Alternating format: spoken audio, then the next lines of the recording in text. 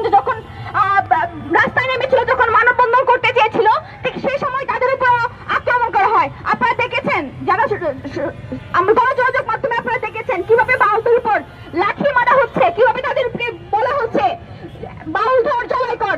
এটা কোন ধরনের কথা? এই স্বাধীন বাংলাদেশে 24-এর গণঅভ্যুত্থানের পরে কেন বাউলরা কি বাংলাদেশের অংশ না? এই দেশ যেহেতু সবাই, এখানে বাউলরা যেমনি ভাবে গাইবে, ঠিক তেমনি অন্য ধর্মের মানুষও থাকবে। সকল ধর্মের সকল জাতির মানুষদেরকে সহাবস্থানে বাংলাদেশ অবস্থান করে থাকতে হবে। আমি ইন্ডিয়ান সরকারকে অনুরোধ জানাই, আপনারা এই যে ফেস্টিভ্যালগুলো আপনারা শুরু করেছেন, আপনারা ভুলে যাবেন না আপনারা কি কারণে আজকে রাষ্ট্র ক্ষমতায় আছেন।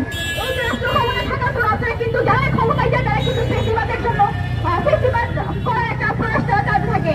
আমরা এখনো পর্যন্ত দেখেছি আবুল সরকারের এই যে ঘটনার জন্য রাষ্ট্র এখনো পর্যন্ত কোনো ধরনের স্টেটমেন্ট চাইনি এবং তার নির্লিপ্তভাবে নির্বিচারভাবে এখনো পর্যন্ত আছে।